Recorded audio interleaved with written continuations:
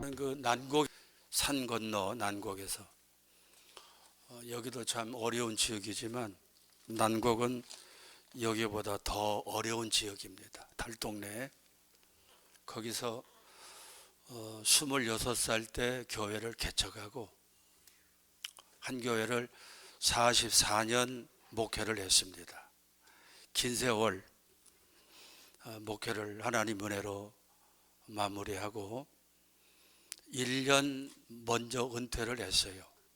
44년 하다 보니까 너무나 지루한 것 같고, 그리고는 이제 은퇴한 이후에 제가 해왔던 일들을 바탕으로 해서 매주일마다, 얘를 손대기만 하면 난리치네. 예, 매주일마다 좀 약한 교회들, 개척교회들, 미자리 교회들을 이렇게 방문하면서 격려도 하고 때로는 오늘처럼 말씀도 전하고 이런 일을 하고 있는데, 제 노트에 보니까 여기가 지금 79번째 교회더라고요. 79번째. 하나님이 오늘 부족한 종 이곳에 인도해 주셨는데 함께 큰 은혜가 임할 줄 믿습니다. 할렐루야. 잠깐 한번 기도할까요? 하나님 아버지, 은혜를 감사합니다. 우리 엘림교회 고 이승모 목사님의 피와 땀과 눈물이 바탕이 된 엘림교회, 하나님이 지금까지 붙들어 주신 것 감사하고, 또 이제 우리 이승희 목사님을 통해서 더 크고 놀라운 일들이 일어나게 하옵소서. 오늘 가장 부족한 종 세우셨사오니 선한 도구로 사용해 주옵소서. 말씀에 은혜 주실 줄 믿고 예수님 이름으로 기도하옵나이다. 아멘. 아멘. 이렇게 많은 교회를 다니다 보면 교회가 크게 세 종류로 나누어져요. 뭐 숫자가 많고 적고 이런 것이 아니라, 저는 교회를 다닐 때 50명 이하의 교회를 갑니다. 50명 넘는 교회는 그래도 좀 자립이 되는 교회니까 가지 않고 50명 미만의 교회를 다니는데, 어느 교회를 가든지 세 종류 교회 안에 포함되더라고요. 첫째는 초상집 같은 교회가 있습니다. 우울해요. 잘 웃지도 않고 인사도 별로 없어요. 반응도 별로 없고 또 찬양도 매개 없고 아멘 소리도 없고, 참 이런 교회를 만나게 됩니다. 초상집 같은 교회. 그런가 하면 박물관 같은 교회가 있더라고요. 박물관. 옛날 얘기만 합니다. 우리 교회가 역사가 50년 되었는데 옛날에는 이렇지 않았습니다. 특히 코로나 얘기를 많이 합니다. 코로나 얘기를. 코로나 이전에는 우리 교회가 이렇지 않았는데 코로나 때문에 다 흩어지고 이렇게 교회가 쪼그라들었습니다. 참 아쉽죠. 그런 교회 보면. 또 성도님들도 이제 예배 끝나고 점심할 때라든지 보면은, 목사님, 제가 옛날에는요 1년에 한 2가정씩 전도했어요. 여기 있는 교인들 한 3분의 1은 제가 전도한 사람들이에요. 옛날 얘기합니다. 그렇습니까? 지금은 전도 안 하십니까? 이제 할 만큼 했으니까요. 다른 사람이 하겠죠.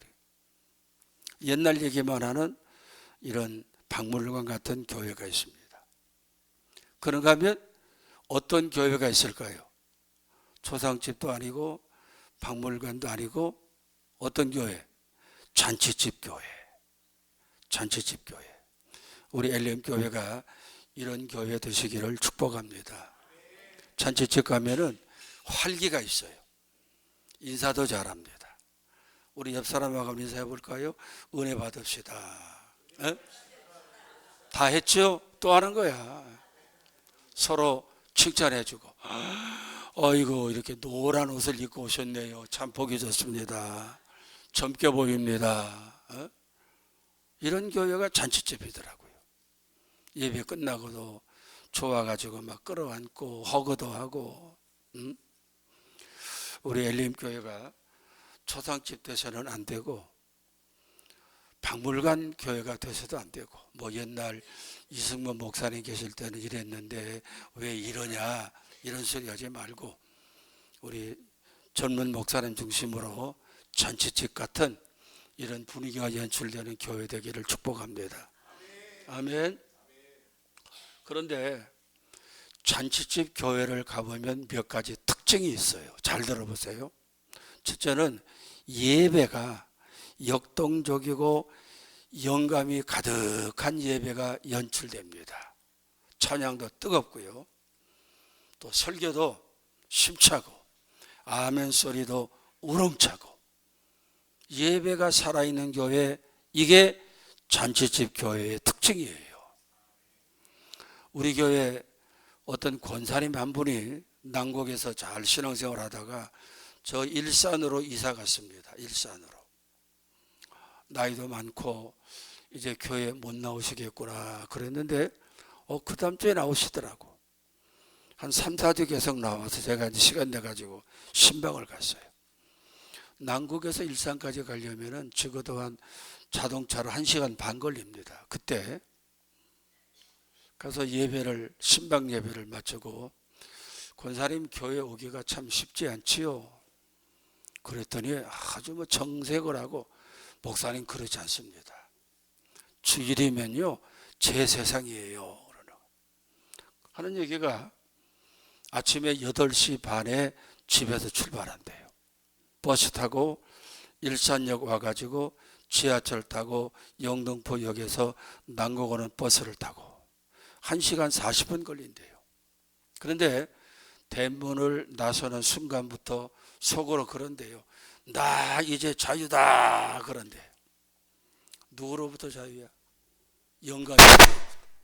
영감님으로부터. 그리고는 교회 오는 마음이 그렇게 즐겁대요. 교회도 제일 먼저 오십니다. 가까운 데 있는 분들은 지각도 하고 늦게도 오는데 그분은 제일 먼저 와요. 예배도 진지합니다. 찬송도 그냥 막 은혜롭게 막 찬양하고 은혜 받고 성도들하고 이야기하고, 그리고 교회에서 예배를 통해서 얻어지는 그 힘 가지고 또 일주일을 산다는 겁니다. 난 그래서 권사님 참 멋지게 신앙생활 하십니다. 하나님의 그 중심 받으시겠습니다. 이런 마음을 가져요. 여러분도 세상에서 얼마나 우리가 살기가 어렵습니까? 힘들어요. 내가 어제도 어느 분 만나가지고 저녁을 하면서 요즘 경기가 어때요? 그랬더니 힘들다는 거야. 참 힘들대요. 근데 그랬습니다. 삼성전자하고 하이닉스만 잘 되고 다 어려운가 보지요? 그랬더니 고개를 끄덕끄덕거리더라고. 얼마나 힘들어요, 사람 살기가. 젊은 사람들은 젊은 사람 나름대로, 나이 먹은 사람들은 나이 먹은 사람들대로. 어디서 우리가 위로받고 이 세상을 이길 수 있는 힘을 공급받습니까? 바로 오늘 이 예배를 통해서. 아멘. 매주마다 하나님 재단에 나와서 쏟아내고 세임받고 그 능력을 가지고 세상을 살아가는 것입니다. 우리 엘림교회 예배가 이런 예배 되시기를 축복합니다. 할렐루야. 또 잔치집 교회 특징이 또 있더라고요. 분명한 신앙 고백이 있는 교회가 성도들이 잔치집 교회 성도들이더라고. 너 교회 다닌다며? 하나님이 누구야? 예수님이 누구야? 그러면은 알 것 같은데 쉽게 답을 못해요. 우리 앞에 계시는 분 권사님이신가요? 응? 집사님, 괜찮아. 예수님이 누구예요? 알 것 같은데 이렇게 물어보면 주저주저. 알 것 같은데 교회가 뭐지? 너 교회 다닌 다음에 교회가 뭐 하는 곳이지? 알 것 같은데도 주저주저해요. 어느 날 예수님이 마태복음 16장에 보면 제자들을 앉혀놓고 이야기하시는 가운데 사람들이 나를 누구라고 하더냐 그랬더니 세례 요한이 다시 왔다고도 합니다. 엘리야라고도 합니다. 예레미야라고도 합니다. 선지자 중에 하나라고도 이야기합니다. 그래, 그러면 너희들은 나를 누구라고 하느냐? 제가 지금 질문한 것과 똑같은 얘기예요. 너희들은 나를 누구라고 하느냐? 그랬더니 베드로가 손을 듭니다. 그래, 이 얘기 해봐. 주는 그리스도요 살아계신 하나님의 아들입니다. 정답이에요, 이게. 예수님이 성경에는 나와 있지 않지만은 박수를 쫙쫙 치면서 정답했다. 너 베드로지? 너 시몬이지? 이제 네 이름을 베드로라고 고쳐라. 베드로는 반석입니다. 내가 이 반석 위에 내 교회를 세울 것이니 음부의 권세가 해하지 못할 것이니라. 여러분, 우리도 이런 분명한 자기 고백이 있어야 돼요. 교회가 뭐냐? 엘린교회 다닌 다음에 교회가 뭐지? 너 예수 믿는다지? 예수님이 누구야? 하나님하고 예수님하고 어떻게 틀려? 여기에 대한 답이 분명해야 돼요. 우리 교회는 세 가지 보물이 있습니다. 잘 들어보세요. 첫째는 여러분들이 조금 전에 했던 사도신경, 첫 번째 보물이에요. 사도신경은 뭡니까? 믿음의 내용을 이야기하는 것입니다. 무엇을 믿느냐에 대한 답을 주는 것이 사도신경이에요. 거기에 뭐라고 나와요? 나는 하나님을 믿습니다. 그 하나님이 어떤 하나님? 천지를 창조하신 하나님을 믿사오며, 그렇죠? 또 예수를 믿사오며, 어떤 예수님? 동정녀 마리아 몸에서 잉태하시고 우리를 위해 죽으시고 부활하신 예수님을 내가 믿습니다. 믿음의 내용을 이야기하는 것이 사도신경입니다. 두 번째 보물은 뭡니까? 십계명이에요. 십계명. 십계명은 믿음을 가지고 사는 성도들의 생활을 이야기합니다. 적어도 이 10가지는 그대로 생활 속에 실천해야 된다. 첫 번째가 나 외에 다른 신을 두지 말라. 오늘 가정주일이네요. 다섯 번째 계명이 뭡니까? 내 부모를 공경하라. 살인하지 말아라. 도적질하지 말아라. 안식일을 지켜라. 우리 성도들이 기본적으로 지켜야 될 10가지를 묶어놓은 믿음의 생활, 이게 십계명입니다. 정리해 볼까요? 사도신경은 믿음의 내용, 십계명은 믿음의 생활. 그렇죠? 마지막 보물이 또 하나 있어요. 그건 바로 주기도문입니다. 주기도문. 주기도문은 하나님과의 교제를 이야기합니다. 영적인 교제. 그래서 이 세 가지 보물을 우리는 늘 감사하고 그것을 믿고 생활하며 또 하나님과 교제하는 이런 은혜가 있기를 축복합니다. 아멘. 세 번째는 기도에 응답이 있는 성도들 교회가 잔치집 교회더라고요. 여러분, 예수 믿고 받은 기도의 응답을 꼽으라면 몇 가지나 있습니까? 저는 수도 없어요. 목회를 오래 하다 보니까. 기도하고 기도 응답을 간증할 수 있는 그런 성도들이 잔치집 인생을 살아가고 잔치집 교회가 되더라고요. 제가 아는 우리 이석희 목사님 알 것 같은데 이기범 목사가 있습니다. 이기범 목사님. 그분이 한 4년 전에 저한테 전화가 왔어요. 목사님, 개척하려고 하는데 기도 좀 해주세요. 그래서 아니 참 그 나이에 개척하기가 쉽지 않은데 대단한 결단입니다. 그래요. 어디다 개척하려고 그래요? 그랬더니 장소는 정하지 않았대. 이제부터 알아보면 돼요. 기도해 달래요. 그래 기도한다고 하고 이제 한 몇 개월, 7, 8개월 지났나요? 전화가 왔어요. 목사님, 좋은 장소가 나타나가지고 계약했습니다. 알아보니까 저 충청도 아산이에요. 아산. 그런가 보다 하고 이제 창립 예배 드릴 때도 제가 못 가고 이제 은퇴하고 재작년에 거기를 갔습니다. 갔더니 참 좋아요. 예배당이 2층인데 한 예배당은 40평, 가운데 또 저쪽까지 주방, 교육관, 살림집이 있는데 거기 한 40평, 한 80평 공간이에요. 물어보니까 기도하면서 예배 처소를 찾아다니는데 누가 거기를 소개하더래요. 가봤더니 그렇게 좋더라는 거야. 어느 목사님이 목회하다가 이제 정리하고 가면서 교회 안에 있는 모든 비품, 시설물, 주방 뭐 다 넘기고 간다는 거야. 그러면서 하시는 말씀이 내가 900만 원을 가지고 나가야 다른 데 가서 생활하니까 내 손에 900만 원 달라. 그리고 이 보증금은 3천만 원인데 집주인에게 주면 된다. 그러더라는 거야. 그게 너무나 좋아서 계약을 했대요.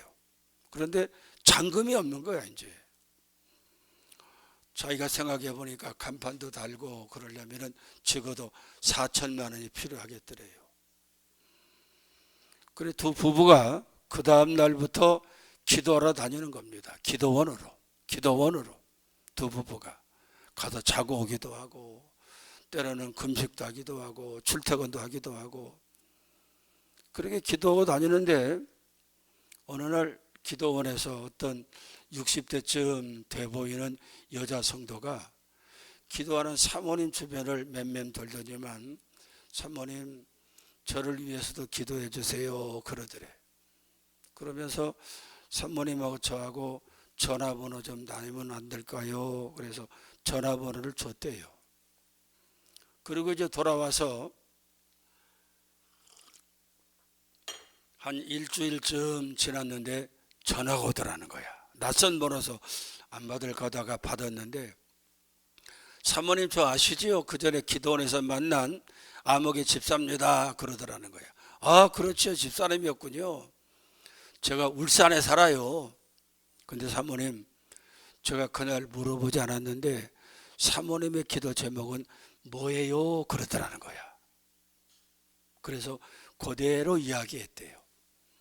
우리가 개척하려고 저쪽에다가 계약금 30만 원 주고 계약했는데 4천만 원이 필요해서 기도하겠습니다. 개척 자금입니다. 그랬더니 전화해서 그러더라는 거야. 세상에 이런 일이 그러더라는 거야.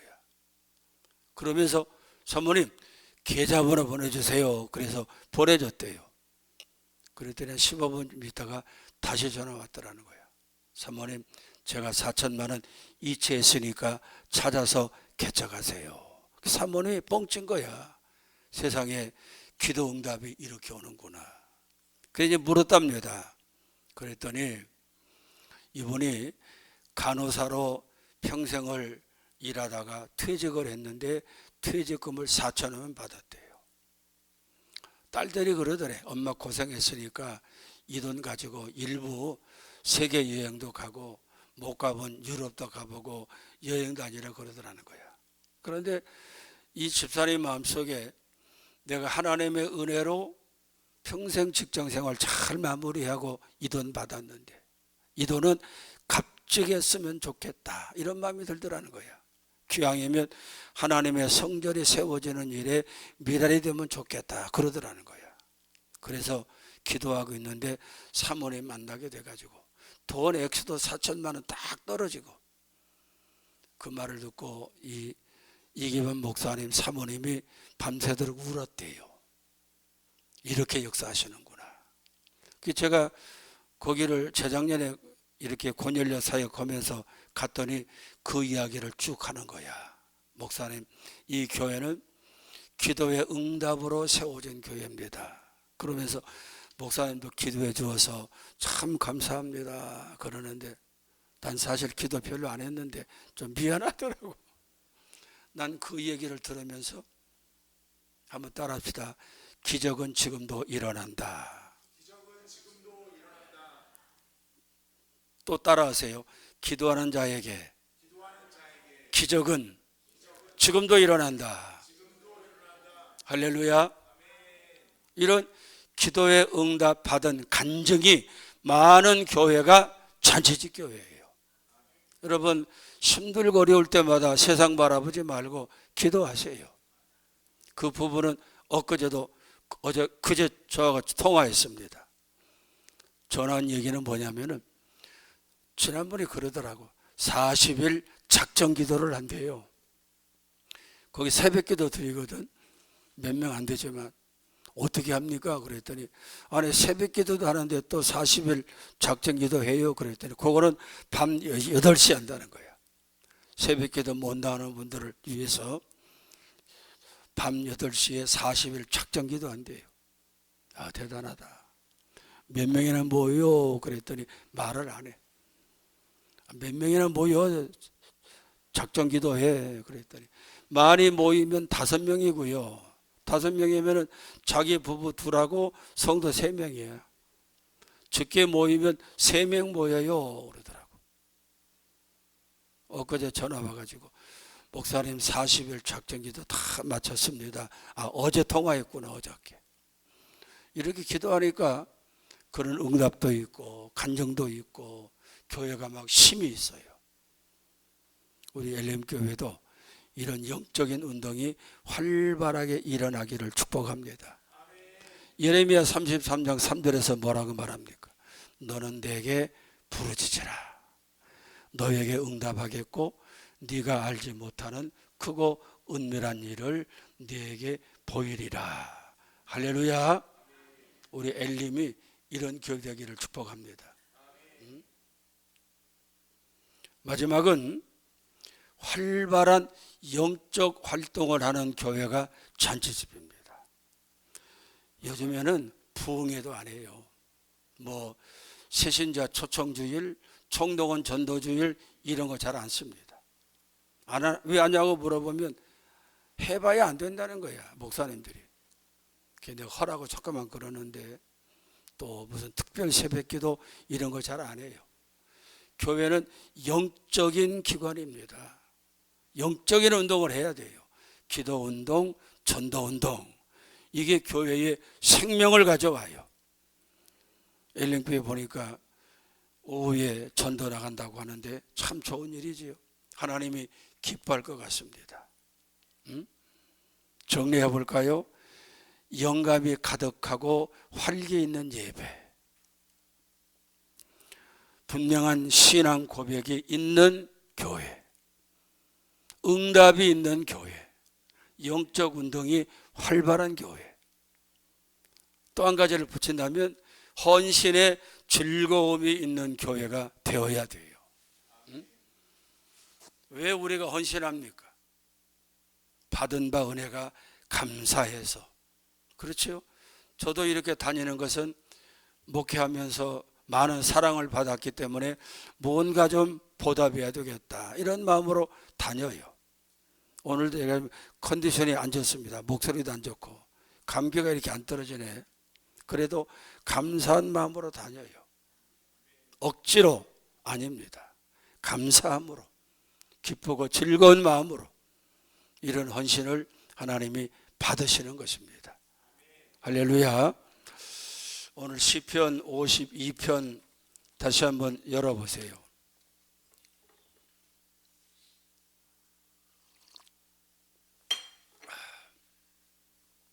8절 말씀만 읽어봅니다.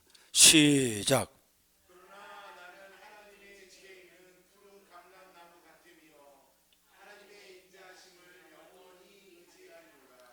거기 밑줄 쫙 쳐넣으세요. 그런 건 밑줄 딱 쳐놓은 거예요.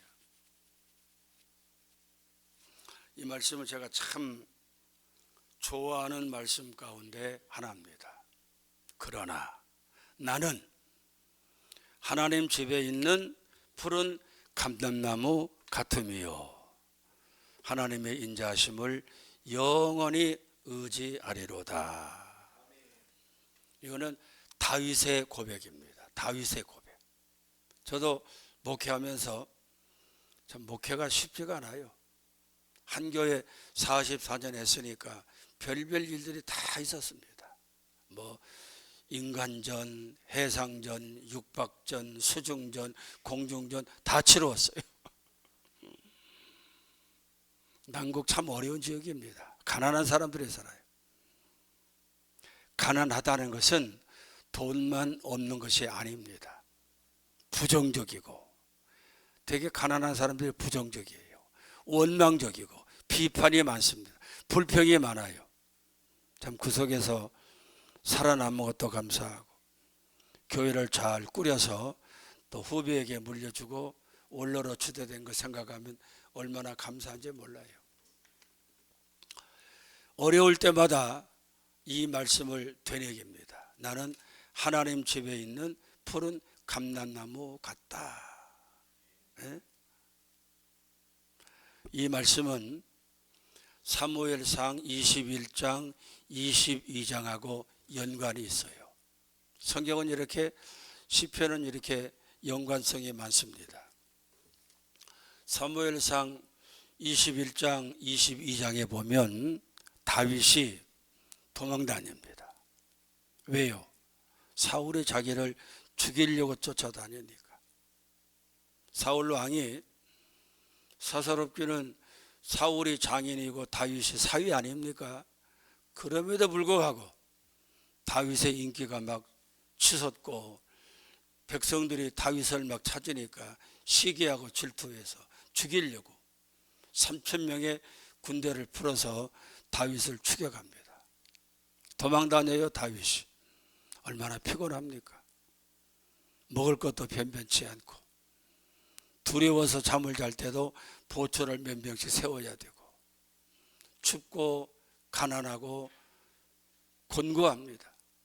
자기를 따르는 사람들이 한 400명에서 600명 사이가 되는데 어느 날 놉 땅에 아히멜렉이라는 제사장이 구제를 잘하고 다윗을 좋게 생각한다. 이 말을 듣고 거기를 찾아갑니다. 아히멜렉 제사장님, 제가 이렇게 권고합니다. 저 따르는 저 사람들을 보세요. 먹지 못해서 초라하고 불안에 떨고 있습니다. 도와주세요. 그랬더니 아히멜렉이 사람들을 시켜가지고 음식을 장만하고 양을 잡고 포도주를 걸러내고 물을 주고 그리고 배불리 먹게 한 다음에 다윗이 돌아가려고 할 때 옛날 골리앗이 쓰던 칼을 가지고 있었던 모양이죠. 그것도 줍니다. 앞으로 큰일 하세요. 그리고 돌아가는데 힘을 얻어요. 아, 나를 이렇게 돕는 분이 계시는구나. 그것도 제사장이에요. 그런데 이 사실을 도액이라는 자가 알아가지고 사울 왕에게 고자질합니다. 폐하, 저 놉 땅의 아히멜렉이 이렇게 다윗을 도왔다고 합니다. 도액이라는 자는 간사한 자예요. 사울 왕에게 빌붙어서 먹고 사는 자입니다. 이 말을 듣고 사울 왕이 진노를 해요. 뭐야? 다윗을 도왔어? 저런 못된 놈. 누구라고? 아히멜렉 제사장입니다.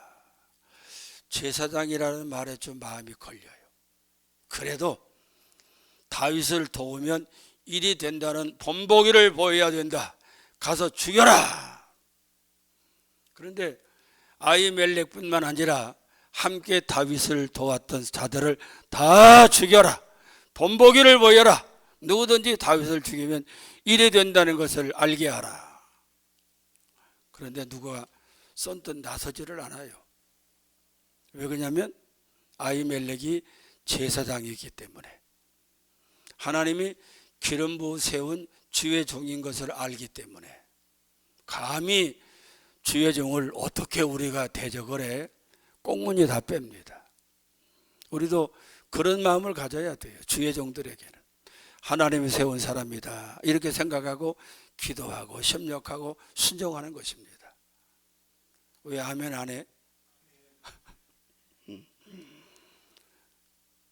사울 왕이 도액을 불러요. 도액아, 네가 이 사실을 알렸지, 네가 가서 죽여라. 그게 도액에 가가지고 죽입니다.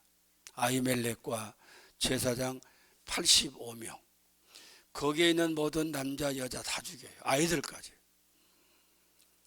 그래서 모든 유대 민족들에게 누구든지 다윗을 도우면 일이 된다는 본보기를 보입니다. 끔찍한 일이지요 이게. 그런데 겨우 아히멜렉의 아들 하나가 살아가지고 다윗에게 와가지고 이 사실을 알립니다. 다윗이요, 우리 아버지와 형제들이 당신을 도왔다고 우리가 이런 꼴을 당했습니다. 다 죽었습니다. 나만 살았습니다.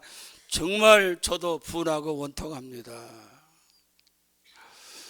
여러분, 우리가 세상 살다 보면 분한 일, 원통한 일, 억울한 일 참 많습니다. 지금 다윗은 고난의 터널에 갇혀 있어요. 이러지도 못하고 저러지도 못하고. 우리가 그런 때가 있지요? 아니, 지금이 그런 때인지도 모르겠어요. 이 소리를 듣고 이 52편을 쓰는 겁니다. 다윗이 1절에서 7절까지는 도액에 대한 저주예요. 다윗은 참 우리가 배울 게 있습니다. 그런 소리를 들었다면 아무리 도망다니는 신세여도 자기 부하들 중에 용맹한 자 몇 명을 뽑아가지고 너 가서 다윗의 집에 들어가서 다윗을 죽여라, 도액을 죽여라 할 수도 있었는데도 불구하고 모든 심판을 하나님 앞에 맡깁니다. 그리고 자기가 주먹을 불끈 쥐고 하는 얘기가 이 말씀이에요. 그러나 나는 하나님 집에 있는 푸른 감람나무 같을 것이다. 할렐루야. 얼마나 멋있습니까? 삶이 힘들고 피곤하고 어려울 때마다 우리도 다윗처럼 이런 고백할 수 있기를 축복합니다. 한번 따라합시다. 나는 하나님 집에 있는 푸른 감람나무 같다. 감람나무는 우리로 말하면 올리브나무예요. 올리브나무. 여러분 찬장의 주방에 올리브 기름 한 병쯤은 다 있지요? 그겁니다. 올리브나무. 이 감람나무는 버릴 게 하나도 없는 나무예요. 그 열매는 즙을 내가지고 기름을 먹기도 하고 상처에 바르기도 하고 피부 미용에 좋으니까 바르기도 하고 얼굴에다가 또 제사장 선지자 예언자를 임명할 때 올리브 감람나무 기름으로 안수도 하고 버릴 게 없습니다. 이파리는 지붕도 하고요. 나무 등거리는 땔감으로 쓰고 하나도 버릴 게 없는 나무예요. 그런데 다윗이 나는 푸른 감람나무다 한 것은 더 큰 깊은 의미가 있습니다. 첫째, 이 감람나무가 푸른 감람나무입니다. 푸른 감람나무. 푸르다라고 하는 것은 소망적이고 미래가 있다는 것입니다. 그래서 5월달을 푸른 청소년의 계절 뭐 그렇게도 이야기하는데 나는 지금은 고난의 터널에 갇혀 있고 도망다니지만 내게는 소망이 있어. 내게는 미래가 있어. 희망이 있어. 감람나무에는 세 가지 깊은 뜻이 있습니다. 첫째는 평화의 상징이에요. 평화. 노아 홍수 때 온 세상이 물의 심판받아 다 죽습니다.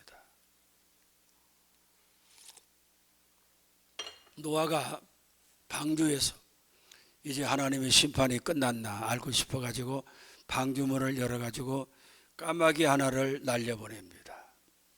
까마귀가 들어옵니까 안 들어옵니까? 안 들어와요. 왜?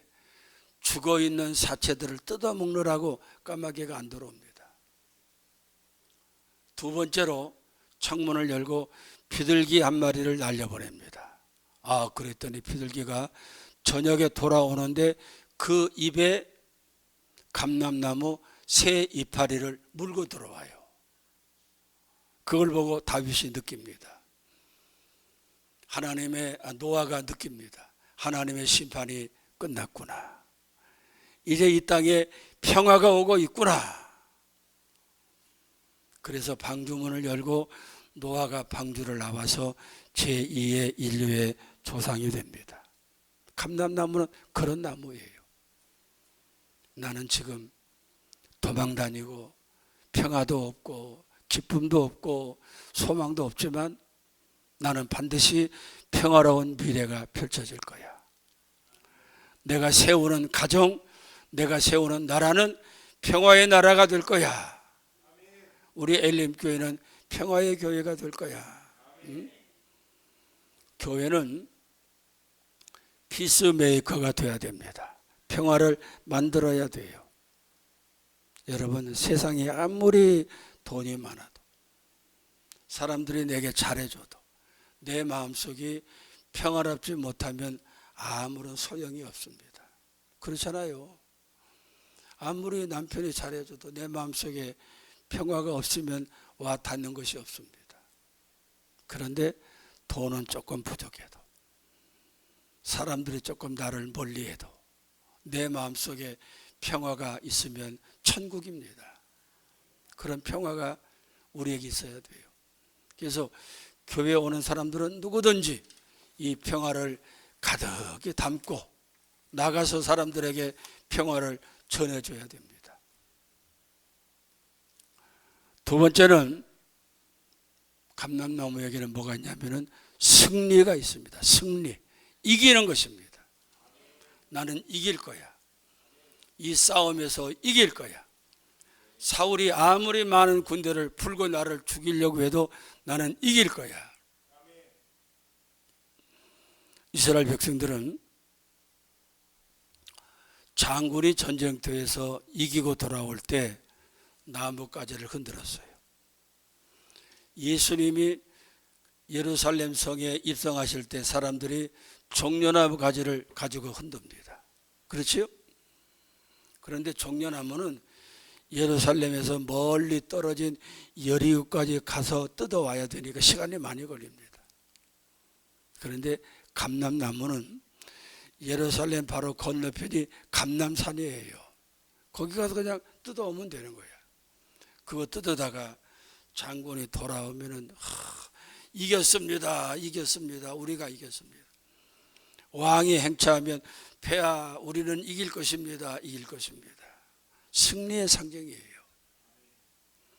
여러분, 수많은 원수 마귀들이 우리를 짓눌러대도 우리는 감람나무 이파리 흔들면서 여호와 니시 우리는 이길 것입니다. 이렇게 노래하는 여러분 되기를 축복합니다. 너무 길죠, 설교가? 끝냅니다. 이제 마지막은 부유의 상징입니다. 부유. 여러분, 돈 많이 버세요. 부자 되세요. 그래야 큰 일도 하는 것입니다. 그 전에 트리키에를 갔더니 얼마나 땅이 넓은지 몰라요. 무화과나무, 감람나무가 끝도 없습니다. 처음에는 그게 감람나무인 줄 몰라가지고 안내원에게 물었습니다. 저 나무가 뭡니까? 그랬더니 저거 감람나무입니다. 그러더라고. 그러면서 하는 얘기가 한국 사람들은 죽었다 깨나도 감람나무 농사 못 지을 거요 그러더라고. 왜요? 그랬더니 하는 얘기가 감람나무는 심어 놓으면 한국 사람들은 봄에 심고 가을에 거두잖아요. 그건 안 그렇다는 거야. 감람나무 심어 놓으면 20년쯤 지나야 첫 열매를 딴대요. 그거 가지고 만든 기름이 버진 올리브야. 좀 비싸지요? 그게 좋다는 겁니다. 그리고는 30년, 40년, 50년, 100년, 200년, 어떤 나무는 500년까지 열매를 딴다는 거예요. 그러니까 이 사람들은, 성질 급한 한국 사람들은 절대로 못 심는다는 거예요. 그걸. 이 사람들은 자녀가 태어나면 감람나무를 심어준대요. 네가 커서 먹고 살거라. 감람나무가 많은 집이 부자랍니다. 부유의 상징이에요. 나는 지금 끼니도 못 때우고 쫄쫄 굶고 살지만 내가 세우는 나라는 부유한 나라가 될 것입니다. 나는 푸른 감람나무입니다. 할렐루야. 그런 꿈을 가지고 여러분도 달려가세요. 응? 어느 교회가 주차장이 없어가지고 주일이면 난리를 치는 거야. 교인들이 교회 오네 마네 뭐. 내가 지난주에도 어느 우리 지방의 목사님 만났더니 교회 지으려고 지금 준비하거든. 목사님 교회 옮겼는데 교인들 변동이 없습니까? 그랬더니 많이 떠났대 교인들이. 왜요? 그랬더니 주차장이 없어가지고 교회 건축하고 나면 다시 온다고 차 있는 사람들이 많이 떠났다는 거야. 참 안 됐다 그랬는데, 이제 마침 교회 옆에 주일날 비어있는 주차장이 있습니다. 사무실인데 평일에는 사용하고 주일날은 비어있는 거야. 그래서 목사님이 찾아갔습니다. 사장님을 만났어요. 인사를 하고, 주일날 주차장이 비어있는 것 같은데 주일날만 저희 교회가 사용하면 안 되겠습니까? 사장이 그렇게 하라고 그러더래요. 너무 감사했습니다. 그런데 1년 52주일 중에 한 주일은 안 됩니다 그러더라는 거예요. 그래서 한 주일은 자기네들이 사용하나 보다 싶어가지고 그것도 얼마나 고맙습니까? 그렇게 했습니다. 매주일마다 교인들이 거기다가 주차를 하고 은혜롭게 예배를 드리는데 안 된다고 하는 그 주일이 온 거야. 교인들이 난리를 치는 겁니다. 주차 때문에. 그래서 주일 끝나고 목사님이 보니까 그 주일날도 그 주차장은 비어 있거든. 찾아갔어요. 잘 쓰고 있는데 이 한 주일도 저에게 사용할 수 있도록 주시면 안 됩니까? 그랬더니 안 된다는 거야. 그러면서 왜 무슨 일이 있습니까? 그랬더니 이 사장님이 그래야 이 땅 주인이 따로 있다는 것을 교인이 알 거 아닙니까? 그러더라는 거예요. 맞지 않습니까? 목사님이 크게 깨달았대요. 그렇구나. 인생의 주인은 내가 아니라 하나님이구나. 예? 그렇잖아요. 시간, 월화 수목 금토 주일이 다 4시간이어서 내가 마음대로 쓰지만 그 중에 하루, 주일날은 주의 날이야. 그게 주일 예배 드리는 겁니다. 내게 들어오는 모든 물질이 다 내 것인 줄 알고 내가 마음대로 쓰지만 그 중에 10분의 1, 11조는 내 것이 아니에요. 하나님의 것이에요. 목사님이 크게 깨달았대요. 그 교인들에게 그 설교를 했답니다. 우리의 인생의 주인은 하나님이십니다. 주일은 하나님의 날입니다. 11조는 하나님의 것입니다. 그 뒤부터 교회가 11조가 들어오고 주일 지키는 사람들이 늘어나고, 다음 주부터 우리 엘림에도 그런 일들이 일어나기를 축복합니다. 할렐루야. 한번 따라합시다. 나는 푸른 감람나무입니다. 미래가 있고 평화가 있고 승리가 있고 부유가 있는 감람나무. 저는 이 길을 걷다가도 나는 푸른 감람나무입니다. 이 고백을 많이 해요. 그러니까 내가 푸른 감람나무처럼 그렇게 사는 것 같아. 여러분도 그런 축복이 있기를 바랍니다. 할렐루야. 기도합시다. 우리. 은혜로우신 하나님, 생존 경쟁이 치열하고 어려운 세상에서도 오늘 이렇게 걸어간 주의됨을 기억하고 주께 나와 예배하며 생명의 말씀을 듣게 하시니 감사합니다. 다윗처럼 쫓겨다니고 고난의 터널에 갇혀 있는 것은 아닙니까? 오늘 저들이 고난의 터널을 빠져나오는 능력이 되게 해주시고 평화가 있고 승리가 있고 부유가 있는 아름다운 교회 성도의 삶이 되게 해 주옵소서. 예수님 이름으로 기도합니다. 아멘, 아멘, 아멘.